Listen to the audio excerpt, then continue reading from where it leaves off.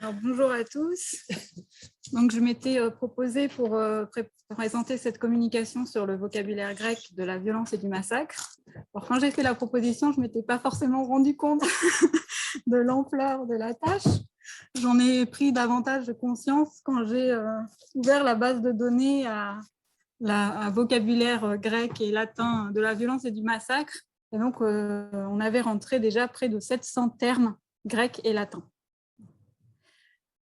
Donc, néanmoins, je me suis attelée à cette tâche et j'ai constitué en quelque sorte un répertoire du vocabulaire grec classé par type d'action et par famille étymologique pour apporter une contribution à l'étude des formes et des représentations des actes de violence extrême et du massacre. Alors, l'analyse du vocabulaire peut nous permettre en effet d'affiner notre compréhension des actes de violence, à la fois dans leur dimension concrète et leur représentation subjective. Dans leur dimension concrète, c'est notamment au travers du sens propre. Alors, j'ai pris quelques exemples. Il faut que je partage aussi l'écran.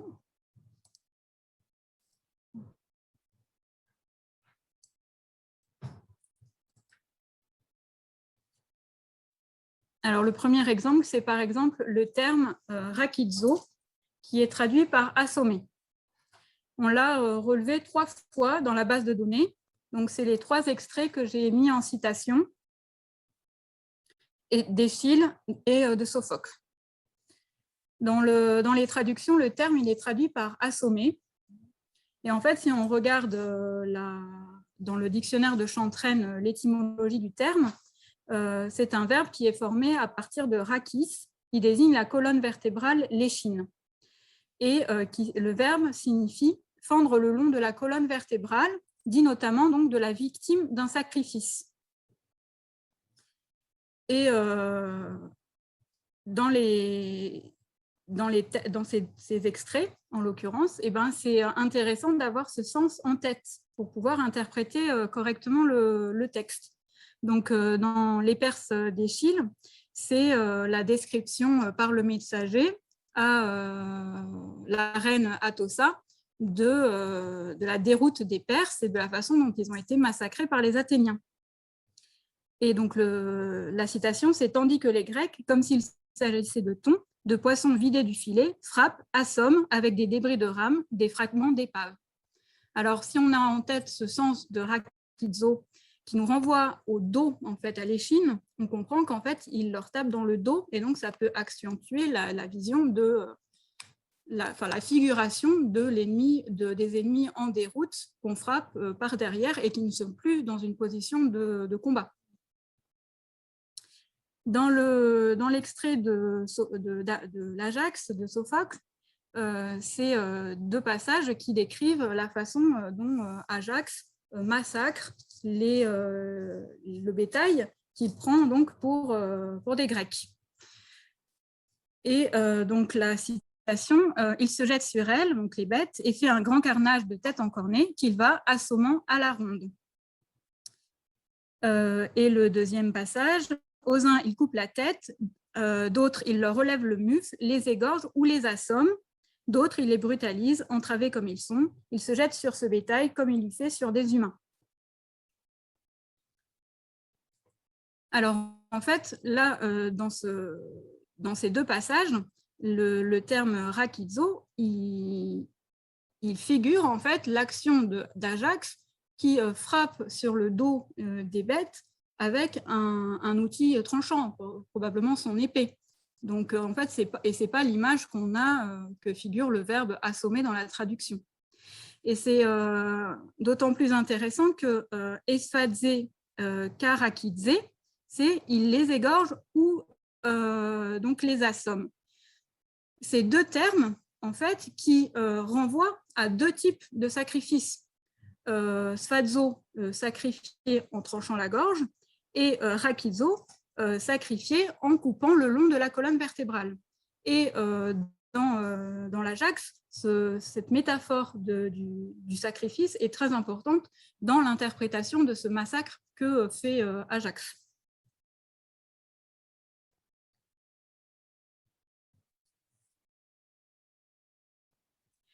J'avais rajouté le terme, l'étymologie du terme Keiro, qui est utilisé dans la première citation, Ekeire, Polukeron phonon. Ekeire, en fait, ça désigne le fait de couper, et en particulier de ravager en coupant les arbres. Et donc là, ça nous renvoie bien à cette même idée de quelque chose de sanglant et des bêtes qui sont tranchées avec l'épée. Voilà.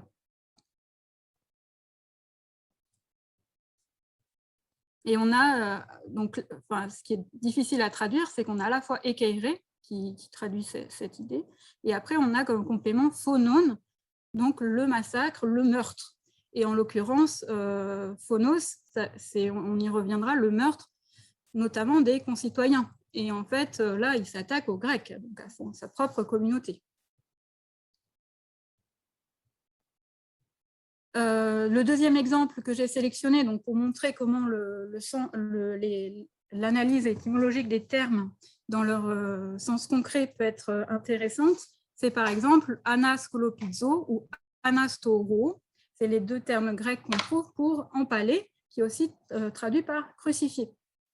Le terme grec en lui-même, il nous dit seulement que l'action consiste à placer en hauteur, en ana, donc c'est le préverbe qui dit en haut, et sur un pieu, skolops ou storos. Il ne nous dit rien sur la modalité de fixation ou la forme du pieu.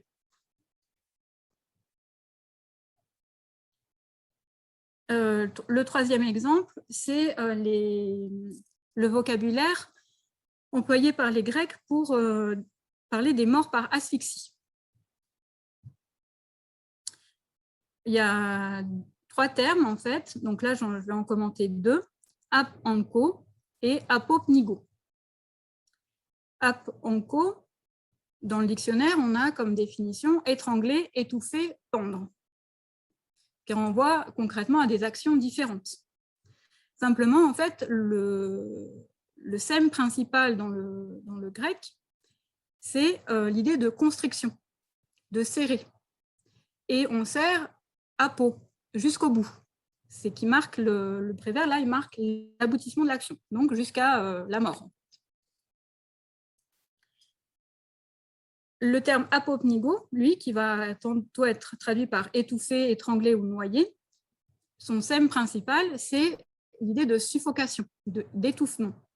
Pareil, apo, donc jusqu'au bout. Étouffer, donc jusqu'à la mort.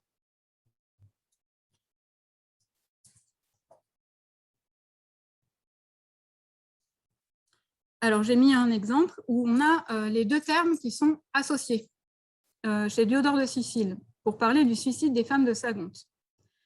Aedegunaikas, les femmes, de leur côté, Phonesasaï, ayant assassiné Tatekna, leurs enfants, et Otas, elles-mêmes, Apeknixan, en fait, elles se firent suffoquer, dia en connaissent, en s'étranglant. Si on prend on traduit l'idée portée par le vocabulaire. Et donc là, dans la traduction, on a se suicidaire par pendaison.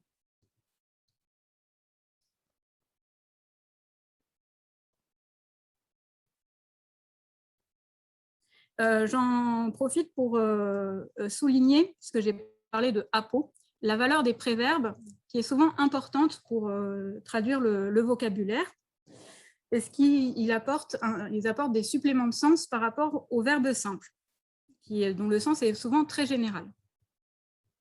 Alors, les préverbes apo, dia, kata, ça souligne le terme, l'achèvement du procès. On va le retrouver très fréquemment dans les verbes qui veulent dire tuer. Apokneino ou katakteino, apolumi, apotnesco, diapteiro, apo ou katasfazo, apo, dia ou katakraumai, kataleo.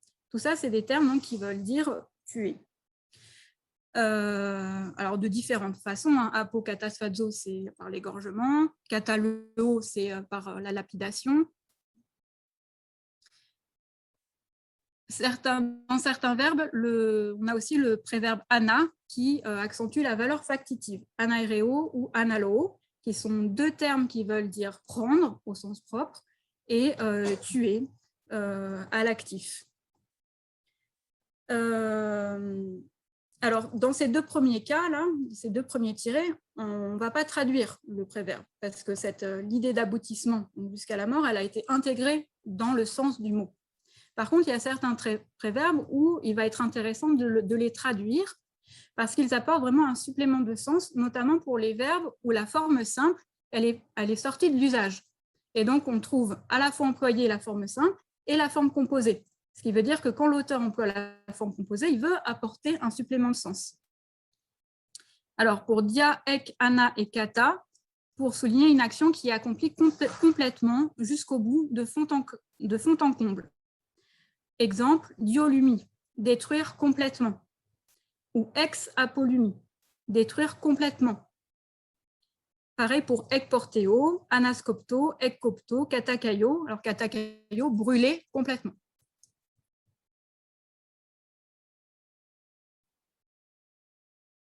Il y a aussi les valeurs spatiales qui peuvent être intéressantes. Kata, c'est le mouvement vers le bas. Donc, pour tous les verbes qui vont avoir le sens de jeter à bas, abattre, renverser. Kataireo, katakopto, katabalo, katairepo, kataspao, kataskapto. Voilà, là, c'est tous des verbes qui expriment la destruction et qui signifient qu'on a tout abattu, tout est à terre. Ana, c'est l'inverse, le mouvement vers le haut. Anakremanumi, suspendre. Anascolopizzo ou anastoro, j'ai commenté tout à l'heure, suspendre à un pieu, hein, mettre en hauteur sur un pieu.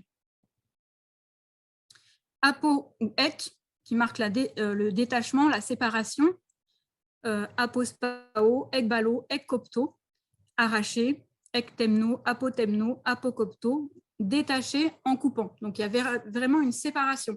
Et ça, par exemple, ça va être important dans le vocabulaire de la mutilation, où les membres sont coupés et détachés. Sun, avec, ensemble. Alors, exemple, sun kata flego. Flego, ça veut dire enflammé. Enflammé avec, ensemble. Là, c'est par exemple dans le cas où un individu met le feu et il brûle avec. Et donc, en fait, voilà, c'est en fait un suicide par le feu. Oui, c'est un vocabulaire. Sun harpazo, saisir tous ensemble. Donc là, pareil, ça va renforcer l'ampleur de l'action. Pros, en plus, en même temps, prosalumi, pros apolumi, tuer en plus, qui va marquer la surenchère, ou pros, ça peut être le mouvement contre, pros balo, pros pipto, qui rajoute une idée de violence dans le mouvement d'assaillir, tomber sur, dans une attaque. Péri, autour, on le trouve notamment dans le verbe primpremi, péri, primpremi, brûler, brûler autour, et en fait, c'est employé dans les cas où il y a un encerclement par le feu, et donc les victimes meurent brûlées dans la maison ou dans le bois auquel on a mis le feu autour.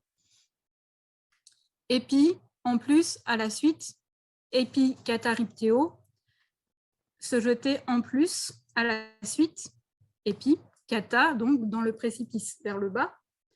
C'est par exemple les femmes qui ont jeté leurs enfants par-dessus les murailles et qui se jettent elles-mêmes en plus, enfin, à la suite de leurs enfants. Dia, la division, la dispersion en deux ou en plusieurs morceaux. Alors par exemple, pour une destruction matérielle, dia ripto, démolir en dispersant. Par exemple, il y a un texte où c'est un péribole qui est démoli de cette façon. Ce qui suppose, c'est qu'on a dispersé les pierres donc, de l'enceinte du sanctuaire pour rendre beaucoup plus difficile sa reconstruction, notamment. Pour un corps humain, déchiqueté, diacopto, coupé en deux, diaspao, déchiré. Et là, c'est du vocabulaire qui est utilisé pour les mutilations du corps humain, les corps déchiquetés, tailladés, etc. Dépecés.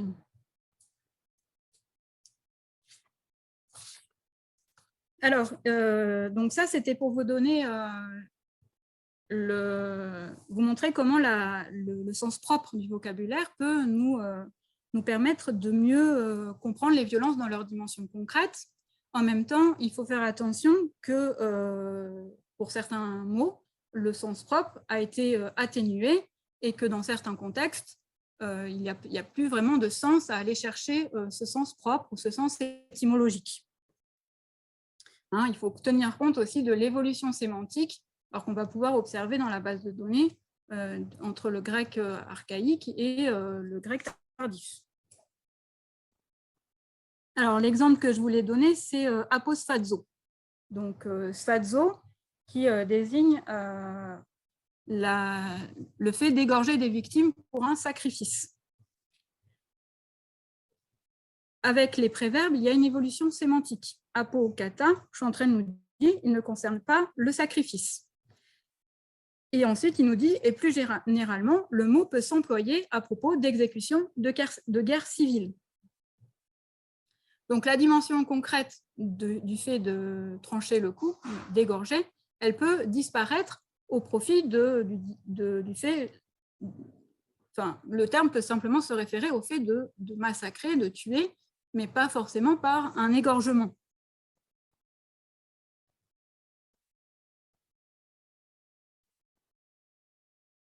J'ai mis l'exemple dans des Helléniques de Xénophon, donc oi perixénian, les gens du parti de Xénias, bouloménoi proscoresai tois lacédaimonios, comme ils voulaient passer aux lacédémoniens, ekpesontes, voilà, étant sortis brusquement, ex oikias de leur maison, si fait econtes, des épées à la main, sphagas poiousi.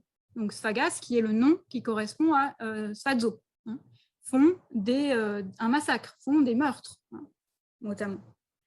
Alors ils le font avec leurs épées. Donc on peut imaginer qu'en fait là, c'est toutes les modalités de mise à mort ont été accomplies dans cette action. Enfin, c'est des égorgements, et des ennemis transpercés avec l'épée. Donc là, le terme sphagué, il ne renvoie plus à l'égorgement en tant que tel.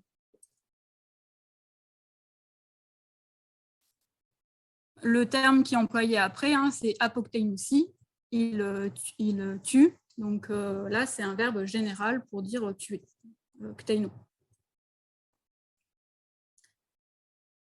L'autre exemple que j'ai mis, c'est donc extrait de Polybe. Donc c'est une bataille cette fois-ci, donc c'est plus dans un cadre de stasis. Et on a d'un côté l'armée qui massacre les ennemis sur le champ de bataille et qui ensuite prend le campement et massacre les enfants et les femmes.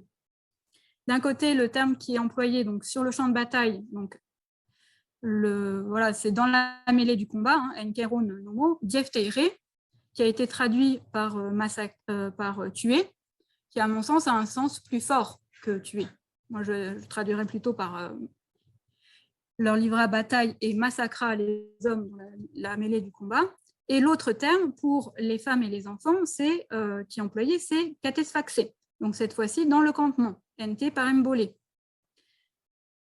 Alors là, le traducteur a choisi massacra. Mais je me demande si on ne peut pas traduire par fille égorgée, puisque là, c'est plus des combattants, c'est des femmes et des enfants, et on peut imaginer qu'ils ont été mis à mort effectivement par un égorgement.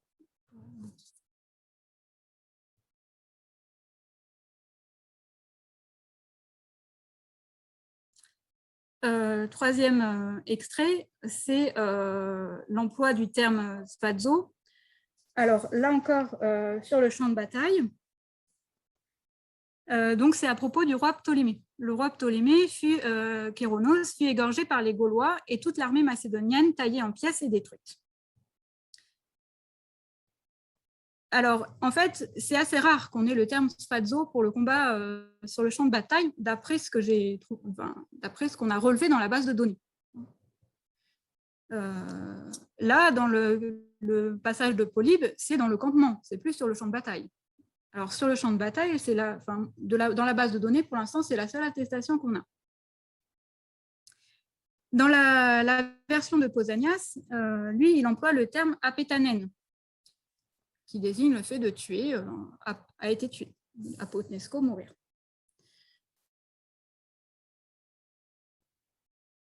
Alors, là, par exemple, dans cet emploi de sfazo, ça peut être, à mon sens, tout simplement un effet de style de Diodore de Sicile qui veut accentuer le caractère, l'horreur de ce massacre de l'anéantissement de l'armée de Ptolémée Kéronos. Et on le voit aussi avec le choix des termes qu'il a employés pour le massacre de l'armée, Katakopto et Diaphteiro. Et en plus, il a rajouté 2 termes pour insister. Lui, dans la version de Pausanias, c'est formulé de façon tout à fait différente. Donc, il dit donc la destruction, la perte, pour les pertes militaires, hein, des tonnes des Macédoniens, et Geneto ou Kélakisté ne fut pas du tout petite. Donc on voit bien la différence de présentation entre les auteurs des faits et donc du choix du vocabulaire. Et donc là aussi, il faut prendre en compte les effets de style de chaque auteur pour pouvoir comprendre et interpréter correctement le vocabulaire.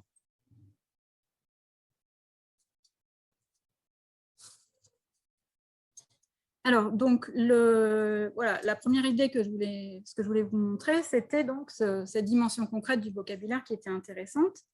Mais le deuxième aspect, c'est aussi que ça nous apprend des choses sur les représentations, la perception subjective des actes de violence.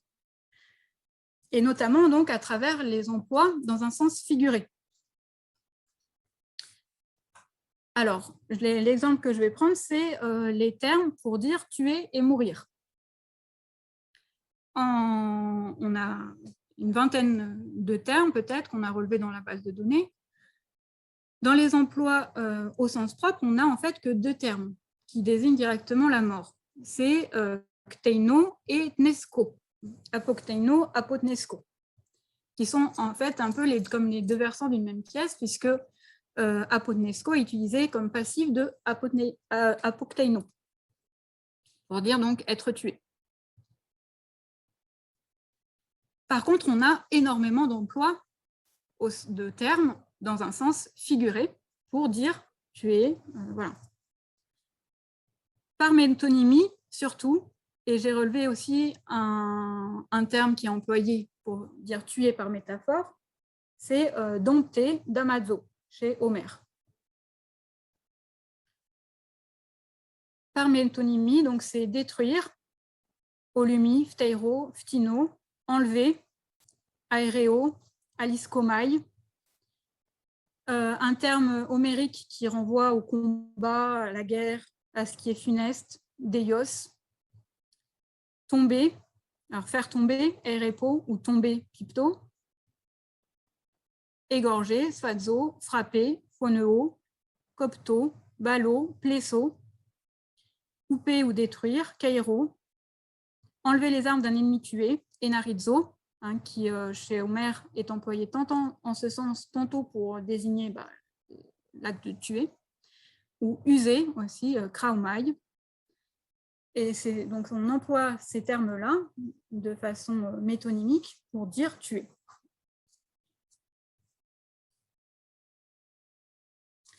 Alors on peut interpréter tout ça comme des euphémismes, hein, pour ne pas dire la mort directement. Hein, tomber, c'est l'effet, frapper, c'est la cause.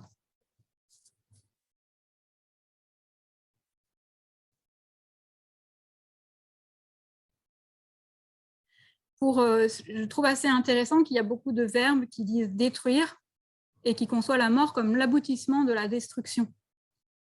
Et donc, quand on rajoute ce préverbe, par exemple, pour holumie, apolumie. Et si on regarde en fait la mise en scène de la destruction d'une ville comme dans les tragédies, on voit que détruire complètement l'ennemi, c'est le tuer, et détruire les femmes et les enfants, c'est les asservir. Et on a toute une mise en scène, une représentation plutôt de ce qu'est la destruction de l'individu dans la tragédie, puisque c'est détruire l'individu, c'est le priver en fait de sa communauté, de sa famille, de sa terre, etc., de ses lieux.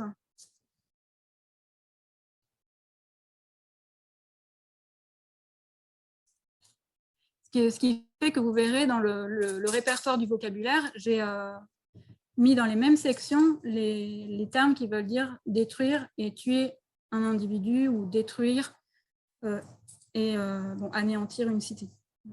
Il y a une continuité dans la perception de ces phénomènes. L'autre exemple, c'est la valeur morale des termes ou des expressions qui sont employées pour dire les mauvais traitements ou les violences sexuelles. Alors, pour parler des mutilations et des tortures, on va trouver des termes comme lobé ou aikia. Et lobé, le sens premier, c'est outrage, violence et donc une mutilation. Le verbe qui est formé à partir de ce terme, lobaomai, au sens premier outragé, et par suite maltraité, mutilé. Pareil pour le terme aikia, pour désigner la mutilation, la torture, le mauvais traitement, donc les actes de cruauté. Il est formé avec le préfixe privatif a et le terme eikes qui vient de eoikia, il convient. C'est donc l'idée de convenance. Il s'oppose à l'adjectif epi-eikes, ce qui est donc convenable, raisonnable, équitable, modéré, hein, l'épi-eikeia, l'équité, la modération, l'indulgence. Au contraire, eikes, c'est ce qui est affreux, ce qui ne convient pas, ce qui est outrageux. Et donc, ça en vient à, c'est le terme qu'on vient à utiliser pour désigner l'acte en lui-même de cruauté. Pour les violences sexuelles, il y a notamment, par exemple, le terme aiskune, la honte, le déshonneur, et en fait, ça désigne le viol.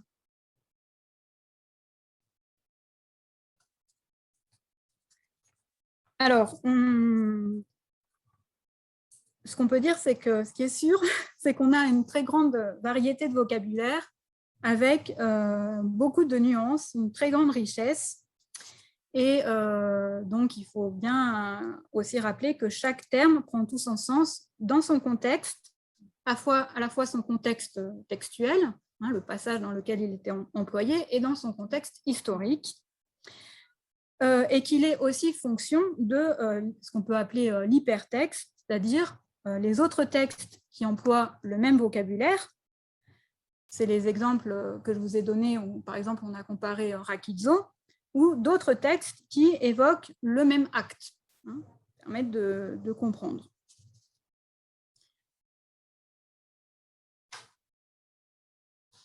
Alors, le fait de pouvoir placer le vocabulaire dans son contexte et établir ces liens hypertextes, c'est facilité justement par la base de données.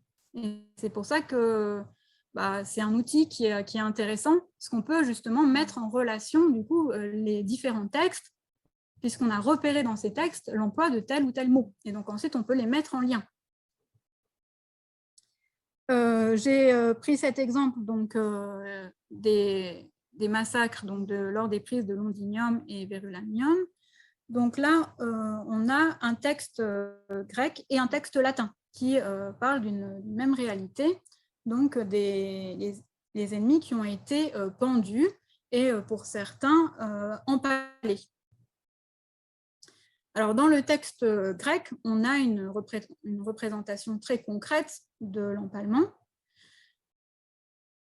Le texte latin, lui, il y a juste une juxtaposition de termes qui ne nous permet pas vraiment de visualiser la scène, mais qui nous donne aussi des éléments. Donc, dans le texte grec, on a que les femmes ont été pendues nues, gymnas et crémassan. Donc, ekrémassan, c'est le verbe crémanumi, c'est vraiment le fait de suspendre, de pendre. Donc, elles ont d'abord été pendues, ensuite, on leur a coupé les seins, ensuite, on leur a cousu à la bouche pour qu'elles soient vues, un oranto, c'est le verbe que j'ai mis en vert, comme si elles les mangeaient. Et là, j'ai souligné ce terme parce qu'on en revient à ce qu'on disait ce matin sur l'importance du regard et de la mise en scène des violences extrêmes, des actes de cruauté. Et un épeiran, donc il est transpersaire, metatuto après cela, pasalois oxessi, avec des pieux aiguisés, diapantos pousomatos, à travers tout le corps, katamekos dans la longueur. Là, on a et c'est rare en fait qu'on ait une description aussi précise de l'acte d'empalement. Le texte grec nous parle, lui, des patiboulas, des gibets et des croukes, des crucifixions.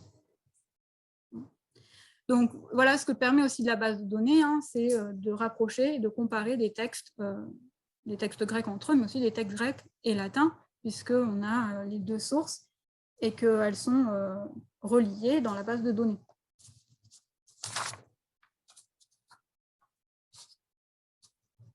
Alors, j'ai essayé de constituer un répertoire de ce vocabulaire que j'ai organisé selon deux types de regroupements.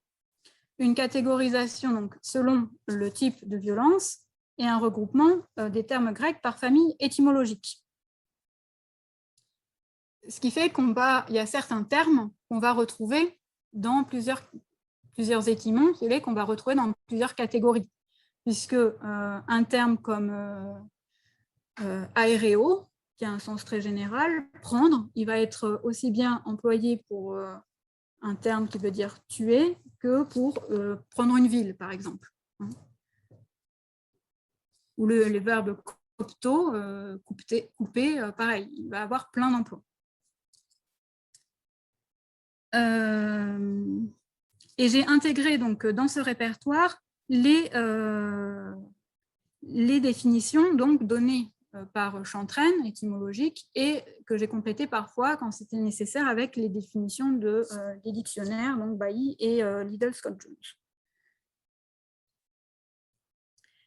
Et j'ai intégré aussi donc les courts extraits des sources que nous avons sélectionnées et intégrées dans la base de données. Alors, ce document, donc, c'est celui-ci. Donc, je l'ai mis dans l'espace ShareDocs pour que tout le monde puisse y accéder, le télécharger et même y contribuer si vous le souhaitez. Je n'ai pas tout terminé. Là, donc, dans le plan, les parties qui sont en bleu, c'est celles que qui sont en cours ou que je n'ai pas encore faites.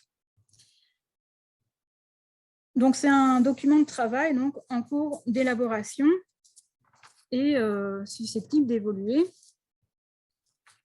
Alors, pour certains termes où il y a énormément d'occurrences et qui étaient particulièrement pertinents pour la question du massacre, j'en avais parlé avec Nathalie, j'ai fait des fichiers à part, des fiches à part que j'ai mis, vous les trouverez aussi dans le ShareDocs, dans le vocabulaire du massacre, et j'ai fait des fiches spécifiques pour chacun de ces termes qui, là, peuvent être employés pour dire massacrer.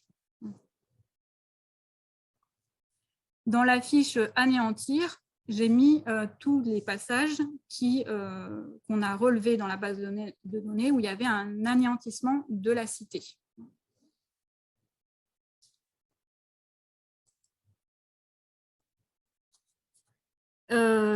Vous trouverez aussi ce document-là, lexique étymologique, où là, j'ai mis juste les étymons avec leur définition par ordre alphabétique. Ça peut être pratique pour juste voilà, les retrouver. Donc, j'ai mis tous les termes qui sont dans le répertoire, mais juste avec leur définition.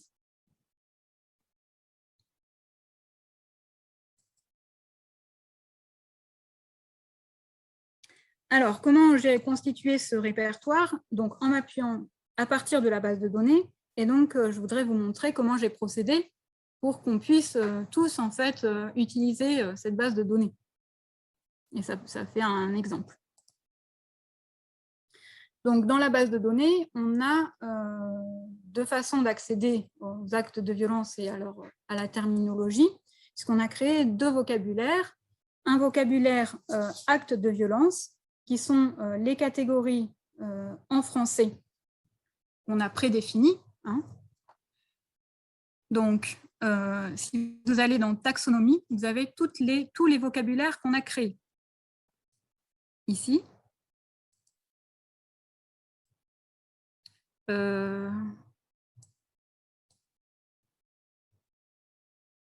La première liste, donc, c'est acte de violence. C'est de celle-là dont je vous parlais. Donc, c'est voilà, toutes les catégories qu'on a créées. Dans la colonne décompte, c'est le nombre de fois qu'on a identifié le terme. Donc, en fait, le nombre de sources où se trouve cette action. Abattre les assises des murailles, on l'a identifié dans 21 documents. Il y a cette première liste et la deuxième, c'est vocabulaire de la violence et du massacre. Où là, vous allez retrouver donc tous les termes grecs et latins.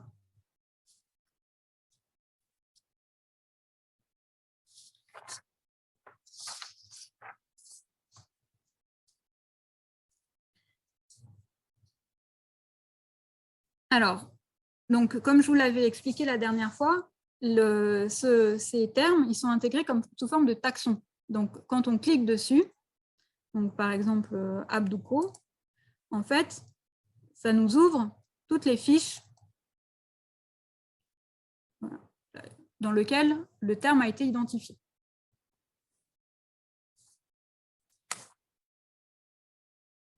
Alors, quand vous êtes sur taxonomie, vous pouvez aussi chercher un mot. Alors, j'ai pris, par exemple, le terme aikia dont je vous parlais tout à l'heure.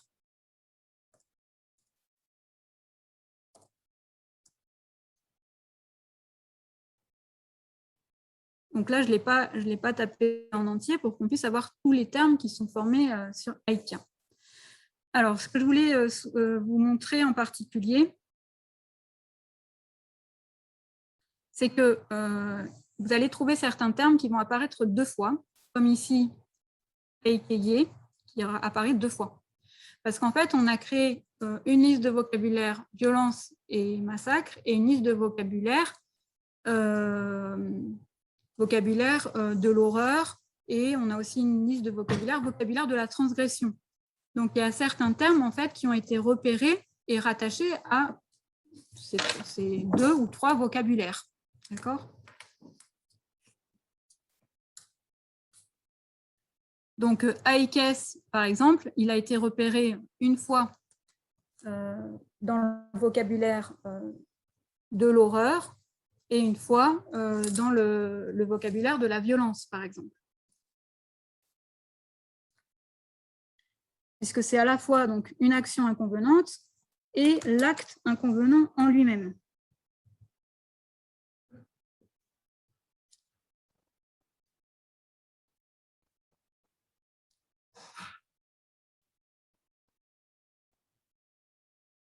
Une autre, alors moi j'ai repris donc, à partir de cette liste les termes et j'ai croisé avec la liste actes de violence. Et j'ai créé un onglet de recherche ici, violence, où vous pouvez sélectionner donc, un type d'action violente, les catégories qu'on a déjà créées, par exemple mutiler.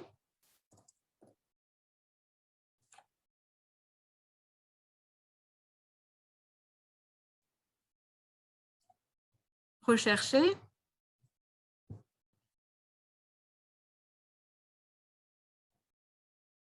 Et là, vous avez, pareil, donc toutes les sources dans lesquelles on a identifié l'action, on a repéré l'action de mutiler.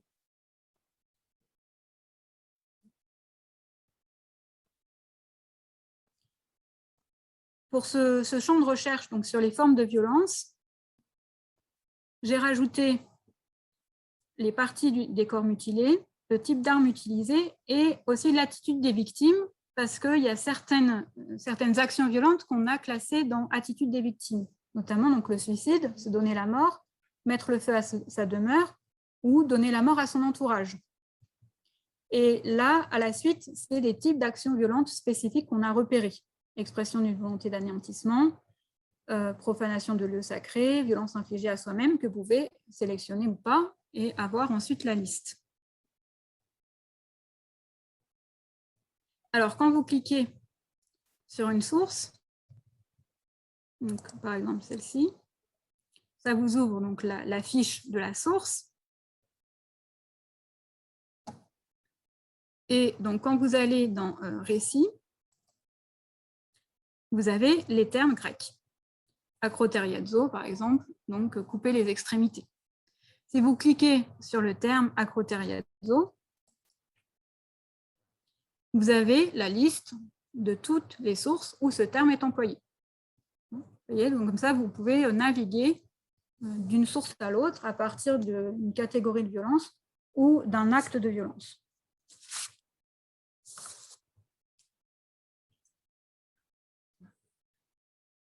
Alors, ouais. Donc, après, ça c'est le fichier donc, où vous retrouverez tout le vocabulaire. J'ai mis à la suite de la table des matières un tableau qui met en parallèle les catégories que j'ai établies pour le répertoire et les catégories qu'on a utilisées dans la base de données. Et en fait, elles ne sont pas exactement les mêmes. Par exemple, tout simplement, dans la base de données, on a distingué frapper, tuer, etc. Alors que, en fait, dans le vocabulaire, il y a certains termes qui sont employés ou qui veulent dire frapper, mais qui, en fait, veulent dire tuer. Donc,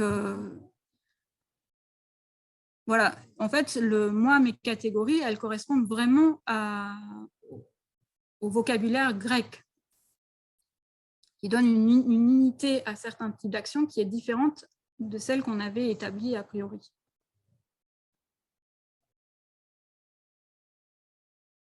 Par exemple, pour enlever de force, arracher, s'emparer d'eux, j'ai tout regroupé, que ce soit une cité, des armes, des individus, j'ai tout regroupé parce qu'en fait, c'est les mêmes termes qu'on va retrouver. Donc, aéreo, arpazo, par exemple.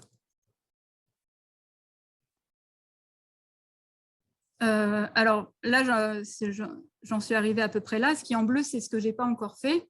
J'en suis arrivée donc, notamment au vocabulaire de la violence, de la cruauté et de l'outrage. Et là, je n'ai pas encore bien déterminé les catégories. Parce que comme je vous expliquais tout à l'heure, il y a beaucoup de vocabulaire qui est... Et ce qu'il faudrait que je rajoute aussi, c'est le vocabulaire du sang. Remarquez ça, qu'il est très présent. Voilà.